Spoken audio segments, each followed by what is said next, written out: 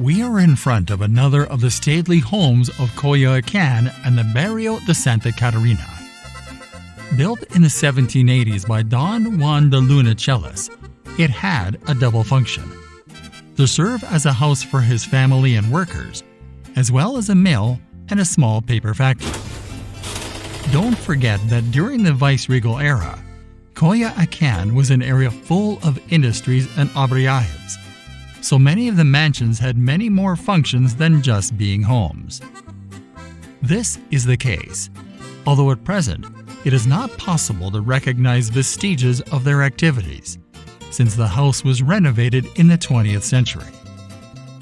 This house was built on the ancient El Tepetel, or pre-Hispanic neighborhood that was called Izotitlan, which means place where izotes grow in the wattle. These izotes are a type of palm that was used to make straw hats. In the 19th century, the house belonged to the Espinosa de los Monteros family, who were prominent landowners. It changed owners in 1921, when Don Francisco Armida bought it for his family, giving it the specific function of a home. In 1982, the Armida family sold it to the Institutional Revolutionary Party so that the house could serve as headquarters for the presidential campaign of candidate Miguel de la Madrid, who, by the way, also lived on Francisco Sosa Street.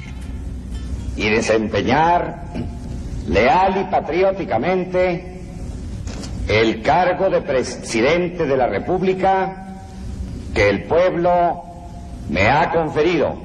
In 1985, the presidency of the Republic gave it to the government of the Coyoacán delegation to become a house of culture and name it in honor of the outstanding politician and historian from Veracruz, Jesús Reyes Heroles. At the entrance and in the first courtyard, there are two interesting pieces that were not originally part of the building. The first is a Tulak de Malaracatl, or ball game marker. Its origin dates around the year 1400 and belongs to the post-classic period. In it, there is a bas-relief that shows the decapitated god Centoatl, which indicates that it would be a representation of fertility. The piece does not originate from Coyoacán, although the site of its discovery is debated. Some specialists point out that it was found in the old Palacio de Cortes, while others point out its appearance in an old pyramidal pinnacle that was in the current Hidalgo Square. The second piece is a magnificent 16th century atrial cross that was located in the Plaza de San Francisco. Don Francisco Armida bought it to decorate the patio and garden of his house. The cross is decorated with floral motifs that, for the indigenous peoples, signified both fertility and sacrifice. This motif could be assimilated to the crucifixion of Christ.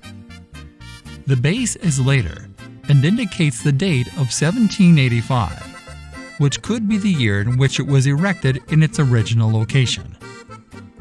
In the garden, there are also other sculptures, such as the reproduction of the Piedra del Sol, or Aztec calendar, as well as a sculpture in memory of Diego Rivera and Frida Kahlo, made by the artist Juan Carlos Pena.